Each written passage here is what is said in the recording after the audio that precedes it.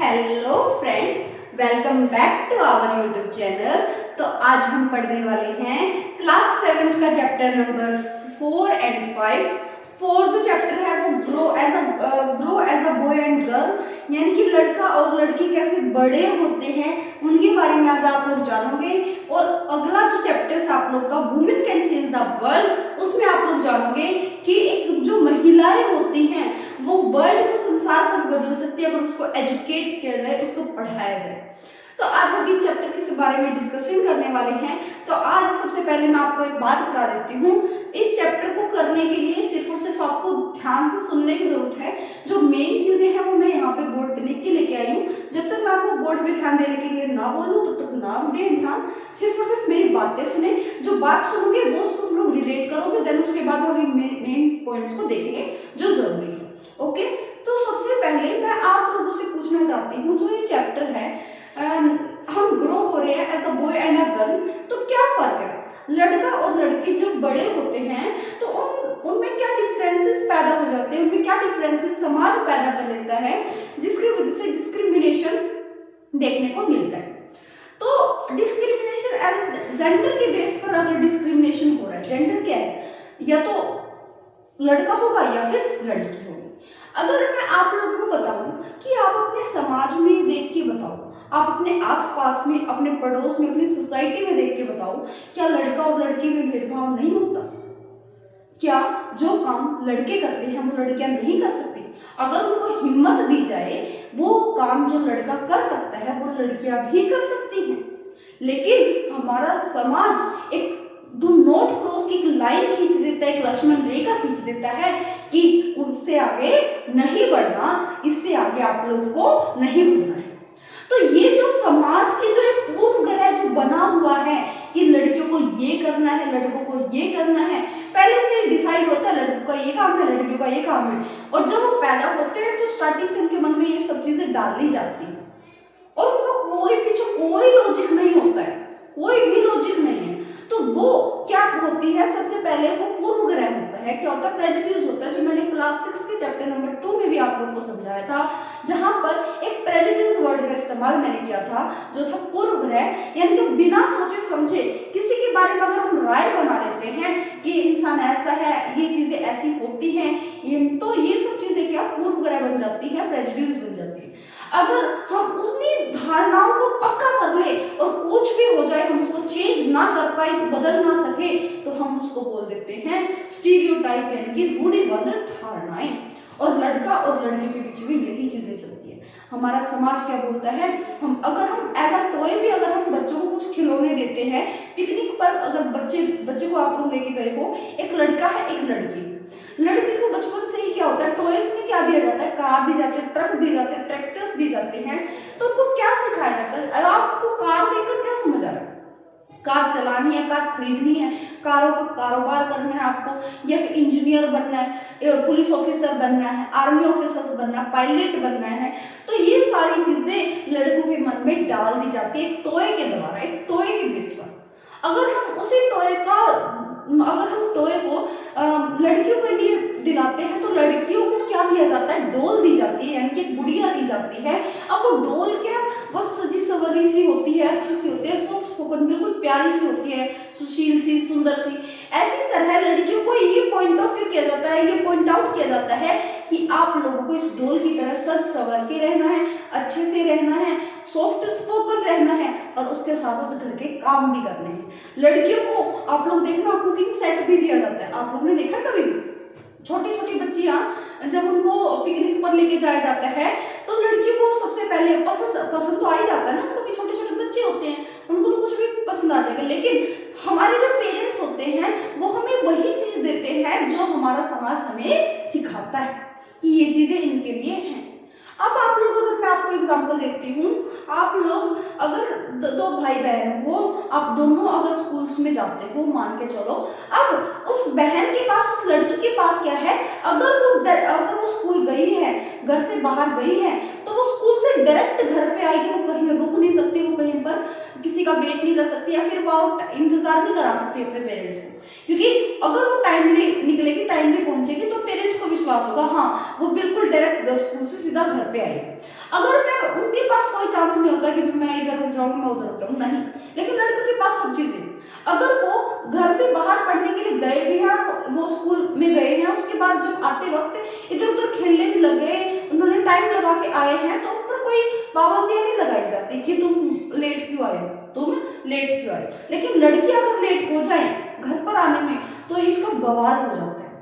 तो ये हमारे समाज में जो रूढ़िबद्ध धारणाएं, जो पूर्व ग्रह बने हुए हैं, रूढ़िबद्ध धारणाएं बनी हुई हैं, ये हमारी सोसाइटी की ही दी हुई है। और लड़का और लड़की इसी तरह ही क्या होते हैं, पले बड़े होते हैं। क्या आप लोगों को मैं जो समझाना चाह रही हूँ, आप लोगों को कुछ समझ आया? ये चीजें बोल क्या रही है, ये चीजें आगे बढ़ती जाती है। इसीलिए हम बोलते हैं कि लड़कियों को एजुकेट करो। क्या करो? लड़कियों को एजुकेट करो, ताकि वो अपने पैरों पर खड़ी हो सके। और अगर लड़कियों को तो मैं यही सलाह दूंगी कि अगर उन्हें अपने हिसाब से अपनी जिंदगी जीनी है तो अपने आप को इकोनॉमिकली इंडिपेंडेंट करे, अपने आप को अपने पैरों पर खड़ा करे, किसी के 1-2 रुपए के लिए या फिर 100-200 रुपए के लिए किसी के हाथ न फैलाने पड़े। अपने आप इतने कैपेबल हो कमाने के लिए कि वो अपनी हर इच्छाएं पूरी कर सके, तो उन पर कोई पाबंदियां नहीं लगेगी। फिर वो हकदार हो जाते हैं कि वो अपने डिसीजंस, अपने निर्णय खुद ले सके। लेकिन ये इंडिपेंडेंट होना, इकोनॉमिक इंडिपेंडेंट होना समाज गवारा करता ही नहीं है कि एक लड़की बाहर जाके कमाए और वो इकोनॉमिक्स इंडिपेंडेंट हो, स्ट्रॉन्ग बने। लेकिन लड़के जो हैं, अगर मैं आप लोग की अपनी मम्मियों की भी बात करते हैं, हम अपनी मदर्स की बात करते हैं, आप लोग देखना जिनकी मम्मियाँ हाउस वाइफ है, मेरी मम्मी तो हाउस वाइफ है, आप लोग एक चीज नोटिस करना, मम्मियाँ जो है सुबह लगती हैं खाना पैक करने, हमें स्कूल भेजने के लिए, कॉलेज जहाँ पर भी हम लोग जाते हैं, खाना पैक करेंगी, घर की साफ सफाई करेंगी, सभी का ख्याल रखेंगी, देखभाल करेंगी, कपड़े धोएंगी, तो ये चलता ही रहता है। और उनका काम कभी खत्म नहीं होता, उनके कोई डेली आवर्स नहीं होते, 6 आवर्स तुझे काम करना है, 7 आवर्स तुझे काम करना है, नहीं।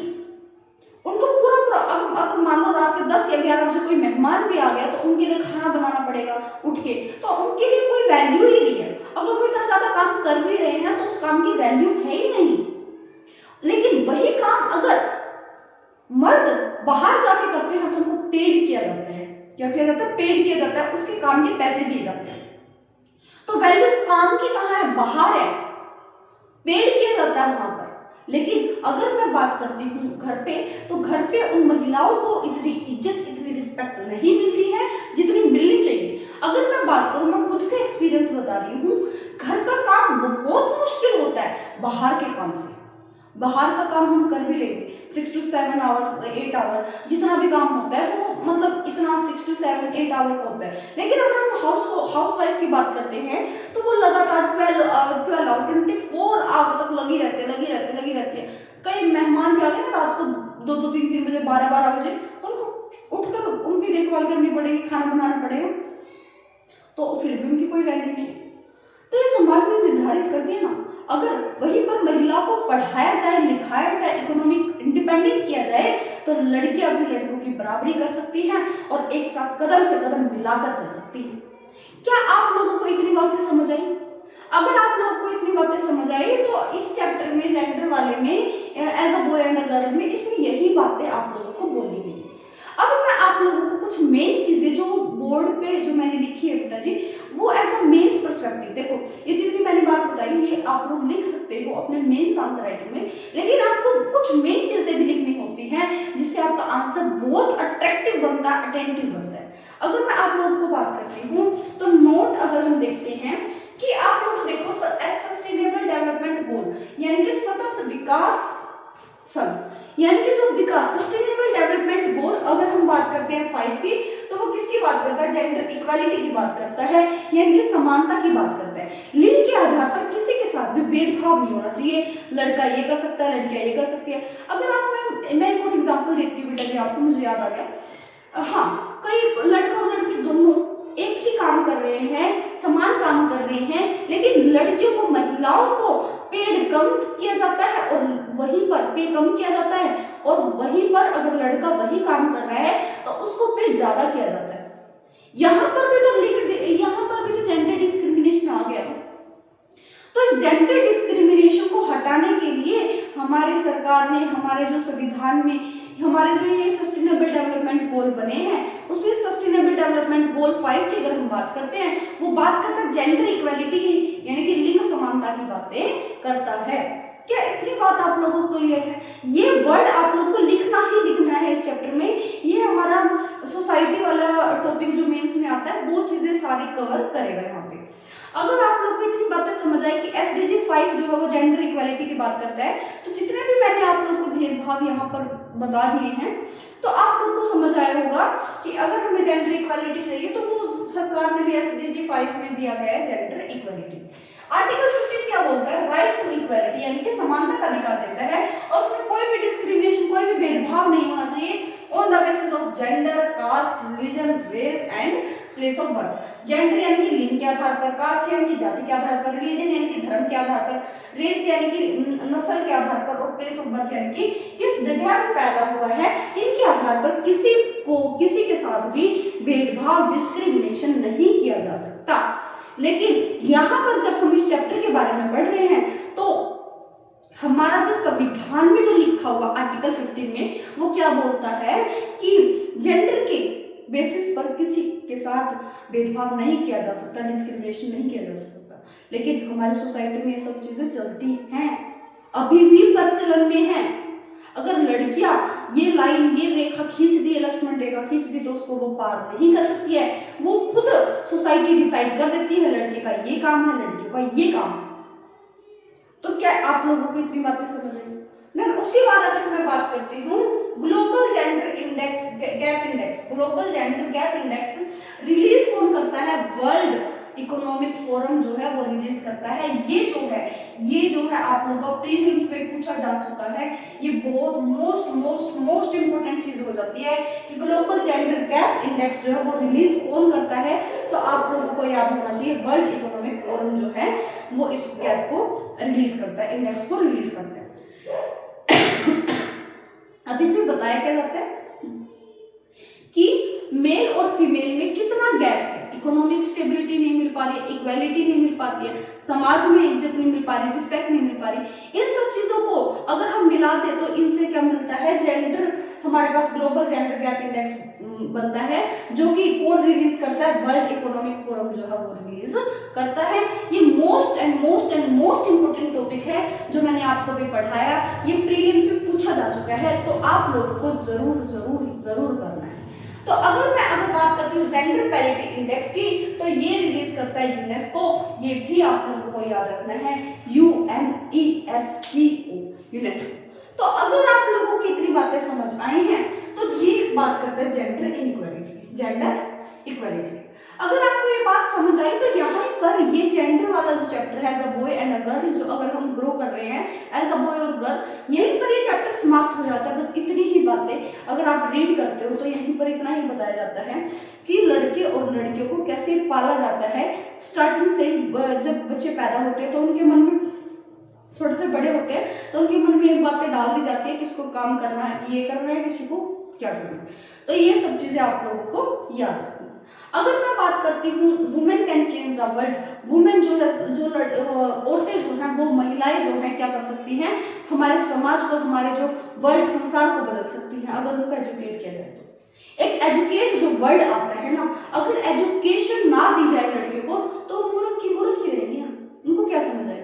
मेल तो पढ़ाई लिखाई कर ही रहे हैं, एजुकेट हो ही रहे हैं, एजुकेशन ले ही पा रहे हैं, लेकिन वहीं पर फीमेल को एजुकेशन नहीं दी जा रही, उनको रोका जा रहा है, उनको पढ़ाई करने से रोका जा रहा है, ताकि उनको पता है, समाज को डर है कि अगर औरतें पढ़ाई करने लगी तो वो अपने हक के लिए लड़ने लगेगी, अपने हक के लिए जो है आवाज उठाने लगेगी, जिससे समाज डरता है। क्या डरता है? समाज डरता है। इसीलिए लड़कियों को अगर स्ट्रॉन्ग करना है, इकोनॉमिक स्टेबल करना है, तो सबसे पहले उसको क्या दो? एजुकेशन दो, पढ़ाई दो। इसीलिए मैं आप सभी को बोलती हूँ, जितने भी मेरे लेक्चर्स देख रहे हैं या फिर किसी भी टीचर्स के लेक्चर देख रहे हैं, तो मैं आप लोगों को बस एक ही चीज बताना चाहती हूँ कि कोई भी, जितनी भी औरतें, जितनी भी लड़कियां, मेरी बहन जो भी देख रही है लेक्चर को, मैं एक बात जरूर बोलूँगी होगी। अगर आपके माता पिता जो हैं आपको इतना हौसला दे रहे हैं, इतना जो है साथ दे रहे हैं आप लोगों को कि पढ़ो लिखो आगे बढ़ो, अपने पैरों पर खड़े हो, तो आप लोग खुद को लकी समझो कि आप बहुत किस्मत वाले हो अगर आपको ऐसे पेरेंट्स मिले हैं कि जो रोकते टोकते नहीं हैं कि आपको पढ़ना नहीं, आपको यहाँ नहीं जाना, आपको ये नहीं करना, आपको बाहर जाके काम नहीं करना। अगर ऐसे पेरेंट्स आपके नहीं है तो आप लोग बहुत खुशनसीब हो। और इस टाइम को गवाना मत, अपने पेरेंट्स को प्रूव करना कि हम जो है हम भी किसी लड़कों से कम नहीं है, जो लड़के काम कर सकते हैं हम वो काम भी कर सकते हैं। तो अगर वुमेन्स के पास इतनी पावर, वुमेन एम्पावरमेंट के लिए अगर हम बात करते हैं तो सबसे पहले फर्स्ट जो टॉपिक आता है वो वही आता है कि वुमेन्स को क्या दो, एजुकेशन दो, पढ़ाई करवाओ, उनको लिखना सिखाओ, पढ़ाई सिखाओ, ताकि वो अपने हक के लिए भी लड़ सके, अपने हक के लिए भी बोल सके और वो इकोनॉमिक स्टेबल भी रहे। अगर आपको इतनी बातें समझ आई हैं तो अगर हम SDG 4 की बात करते हैं, सस्टेनेबल डेवलपमेंट गोल 4 की बात करते हैं, तो वो क्वालिटी एजुकेशन की बात करता है। एजुकेशन वर्ड इसीलिए आया क्योंकि लड़कियों को, महिलाओं को पढ़ाना जरूरी है ताकि वो अपने पैरों पर खड़ी हो सके और वो किसी की दबाव में ना रह सके, कोई उनकी लाइफ के निर्णय कोई और ना ले, डिसीजन कोई और ना ले। अगर लड़की अपने डिसीजन खुद लेना चाहती हैं तो सबसे पहले इकोनॉमिक स्टेबल बनिए, समाज में एक इतना मुकाम हासिल कीजिए ताकि कोई आपको रोक ना सके, आपके डिसीजंस पर सवाल ना उठा सके। तो सबसे पहला काम क्या है, सबसे पहला ब्रह्मास्त्र हथियार क्या है, पढ़ाई का। ठीक है, अगर मैं बात करती हूँ 1961 की जनगणना की, पॉपुलेशन की अगर मैं बात करती हूँ, मेल और फीमेल में 40% जो मेल थे वो पढ़े लिखे थे और फीमेल में 50% जो फीमेल्स थे वो पढ़ी लिखी थी एजुकेशन। 1961 की अगर मैं बात कर रही हूँ तो यहाँ पर भी मेल का आंकड़ा सबसे ज्यादा है। अगर मैं बात करती हूँ इन 2011 की जनगणना की बात करती हूँ तो मेल और फीमेल में अगर मैं देखती हूँ तो 82% मेल और फीमेल 65%। अब अगर हम इन दोनों को कंपेयर करते हैं तो लड़की को पढ़ाया तो गया है, लड़कियों को पढ़ाया तो गया है, वुमेन एम्पावरमेंट पे जोर दिया गया है, पढ़ाई पर जोर दिया गया है, लेकिन अभी भी अगर हम कंपेयर करते हैं तो लड़कों के मुकाबले में लड़कियों को कम पढ़ाया जा रहा है क्योंकि समाज को डर है कि अगर लड़कियां पढ़ी, अगर महिलाएं औरतें पढ़ने लगी तो वो अपने हक के लिए बोलेंगी और हक के लिए बोलेंगी तो समाज तो डरता है ना इस चीज से। यही तो वो बोलते हैं ना कि पढ़ाई एक मेन जो है वो एक ऐसा हथियार है जिसके करने से हम सभी बंधनों को तोड़ सकते हैं। ठीक है, इतनी बात समझ आई। ये जो मैंने आपको इतनी सारी चीजें बताई ना, ये मोस्ट इंपोर्टेंट चीजें हैं जो आप लोगों को अपनी नोटबुक्स में लिखनी है। अगर मैं 8 मार्च की बात करती हूँ तो ऐसा सेलिब्रेट किया जाता है international day, international women's day. 8 March को अंतरराष्ट्रीय महिला दिवस मनाया जाता है, महिलाओं का दिवस होता है। अगर मैं बात करूं 8 मार्च को इंटरनेशनल वुमेन्स डे मनाया जाता है। अगर मैं बात करूं तो हर दिन महिला दिवस होता है। बहुत मेहनत करती है, हमारी मम्मी को देख लो, हमारी दादी जी को देख लो, नानी को देख लो। अगर हम महिलाओं की बात करते हैं तो वो मेल से ज्यादा काम करते हैं, कैसे भी कंपेयर कर लो। आज भी अगर लड़कियां बाहर कमाने जा रही है ना तो उनको घर पे आके भी घर का काम करना पड़ता है, लेकिन कोई भी जो मेल है वो ऐसा नहीं करेगा कि भी घर पे वो कि बाहर काम करके आ रहा है और वो घर पे भी काम करेगा। कोई होता है जो अपने माँ बाप ऐसे हैं कि उनको इतनी अच्छे संस्कार, इतनी अच्छी चीजें सिखा सके। हर माँ बाप जो है अच्छे संस्कार ही देते हैं, लेकिन हमारा जो समाज है उनमें सारी चीजें बटी हुई है। औरतों को 200% ज्यादा काम करना पड़ता है। इसीलिए जो हमारे महात्मा गांधी जी थे, डॉक्टर B.R. अम्बेडकर जी थे, तो ये जो हमारे जो महान पुरुष रह चुके हैं, उन्होंने सिर्फ और सिर्फ इनके लिए बात की कि पढ़ाई करवानी चाहिए, एजुकेशन मिलनी चाहिए लड़कों को भी और लड़कियों को भी, खासकर महिलाओं को, क्योंकि लड़कों को तो मिलती है, लड़कों को तो एजुकेशन मिलती है। तो अगर लड़कियों को पढ़ाना है, स्ट्रॉन्ग बनाना है तो सबसे पहले क्या कराओ, पढ़ाई कराओ, एजुकेशन कराओ। अगर मैं आप लोगों को बात करती हूँ, अब ये यहाँ पर अगर मैं बात करूंगी women can change the world, यहाँ पर ना मैं आपको एक चीज बता देती हूँ। बहुत सारे एक्ट जो है, बहुत सारे लॉ बने हैं, कानून बने हैं जो हमारे संविधान में नहीं, हमारे न्यायपालिका ने बनाए हैं ताकि इन सब चीजों से हम बच सकें।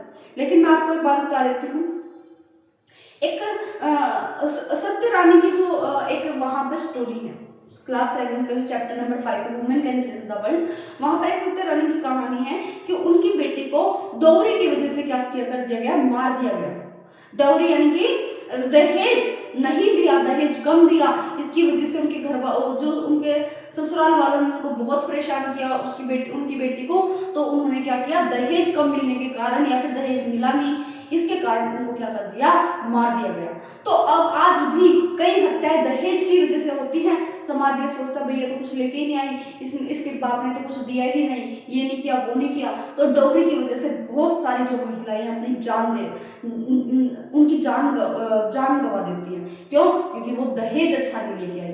तो दहेज के लिए जो है, दहेज के लिए क्या की गई, हमारे लिए आवाज उठाई गई। वो कब उठाई गई थी? सत्या रानी की जो उनकी बेटी जो थी, डॉटर थी, उन्होंने 1980 में एक आवाज उठाई कि डॉवरी जो दहेज मांगते हैं उनके खिलाफ सख्त से सख्त कार्रवाई हो। उन्होंने मूवमेंट चलाई और 1980 में वॉइस रेज होने लगी, आवाज बढ़ने लगी, एज अगेंस्ट किसके बढ़ने लगी? Murder for dowry. जो हत्याएं कर दी जाती है डॉवरी की वजह से, यानी कि दहेज की वजह से, उन पर रोक लगानी होगी। उसके बाद अगर मैं बात करती हूँ 2006 में एक लॉ पास किया गया जो अगेंस्ट था डोमेस्टिक वायलेंस के। आप लोग देखते होंगे घर में क्या होता है, महिलाओं के साथ मारपीट की जाती है। मर्द ये सोचते हैं कि हम तो औरतों को मार सकते हैं, पीट सकते हैं, जान से मार सकते हैं। लेकिन ये जो एक्ट बनाया गया, जो लॉ कानून बनाया गया 2006 में, वो क्या बनाया गया? डोमेस्टिक वायलेंस के अगेंस्ट बनाया गया कि अगर इस कानून को कोई भी तोड़ेगा तो उसको सजा मिलेगी। अगर महिलाओं के साथ डोमेस्टिक वायलेंस हो रहा है, मेंटली हरास किया जा रहा है, तो उनको क्या मिलेगी? सजा मिलेगी। तो 2006 में ये कानून बना कि डोमेस्टिक वायलेंस अगर होगा तो उसके लिए क्या हो सकता है? केस दर्ज हो सकता है। 1997 की अगर हम बात करें, एक लॉ पास किया गया जिसके अगेंस्ट में सेक्सुअल हैरेसमेंट के केस में, यानी कि यौन प्रताड़ना के अगेंस्ट में जो हमारे एक्ट, जो लॉ बनाया गया 1997 में, ये भी क्या था? लड़कियों को हैरेस कर दिया जाता था, लड़कियों को क्या किया जाता था? सेक्सुअल हैरेसमेंट कर दिया जाता था।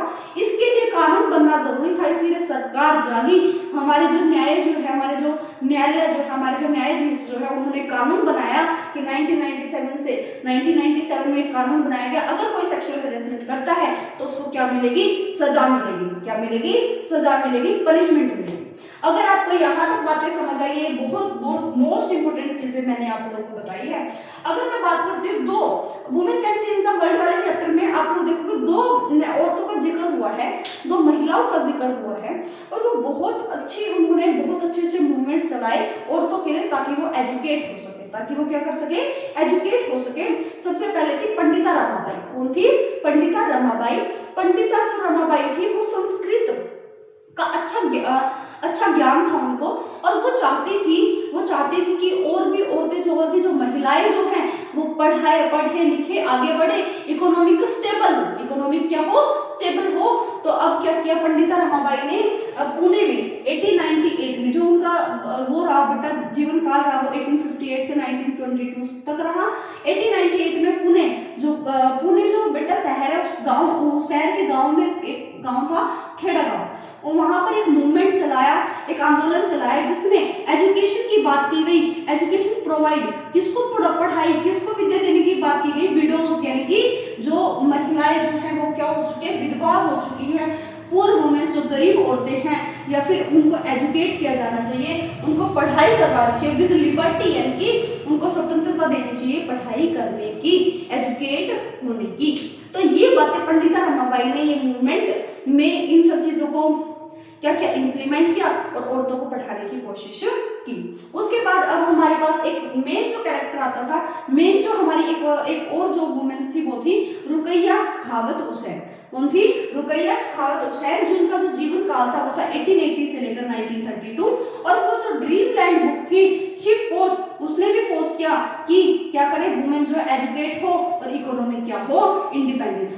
ये जो 2 महिलाओं का जिक्र आपके चैप्टर्स में किया गया है, वो क्या दर्शाती है? अगर वुमेन्स को पढ़ाया जाए तो उनको कुछ भी, वो इकोनॉमिक स्टेबल भी हो सकती हैं और लोगों की बराबरी भी कर सकती है, मर्दों की बराबरी भी कर सकती है। अगर आपको ये चैप्टर समझ आया हो उससे पहले मैं आपको एक और एक्ट रह गया जो मैंने बताना था, वो पहले भी मैं बता चुकी, लेकिन अभी भी बता देती हूँ। हिंदू सक्सेशन एक्ट 2005, जो 2005 में हिंदू सक्सेशन एक्ट हुआ आया, उसमें क्या किया गया, लड़कियों को इकोनॉमिक स्टेबिलिटी नहीं मिली थी। उनमें क्या था कि अगर कोई फार्मर भी है या फिर कोई पिता है, अगर उनके थ्री सन्स है और 2 डॉटर्स है, तो आप लोग मान के चलिए उनकी प्रॉपर्टी में सन्स का हिस्सा होगा, यानी कि बेटों का हिस्सा होगा, लेकिन बेटियों का कोई हिस्सा नहीं होगा। पहले ये चलता था, लेकिन 2005 के एक्ट से क्या हुआ, लड़कियों को हिस्सा देने के लिए कानून बनाया गया। अगर लड़कियां अपना हिस्सा लेना चाहती है अपने पिता के प्रॉपर्टी से, पिता की जायदाद से, तो वो ले सकती है, संपत्ति से अपना हिस्सा ले सकती है। लेकिन आज भी हमारी सोसाइटी में वो उन महिलाओं को बहुत बुरा समझा जाता है, बहुत गंदा समझा जाता है, जो अपने हिस्से के लिए आवाज उठाती है, अपने हक के लिए आवाज उठाती है। तो ये एक्ट जो है वो 2005 में स्टार्ट हुआ था, हिंदू सक्सेशन एक्ट, जो मैंने आप लोगों को बता दी, ये लास्ट था। यहाँ पर आप लोगों ने चैप्टर के बारे में आज जान लिया, तो यही तक था। आज मैं आप लोगों को कमेंट सेक्शन में मैं आप लोगों को क्या दूंगी, 4 से 5 क्वेश्चन दूंगी, जिनको आप लोग सोल्व करोगे।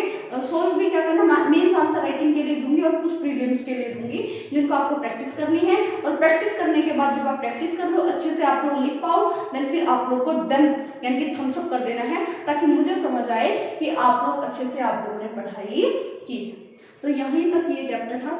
अब हम अगले नेक्स्ट चैप्टर को स्टार्ट करेंगे नेक्स्ट डे। तो तब तक के लिए धन्यवाद, थैंक यू।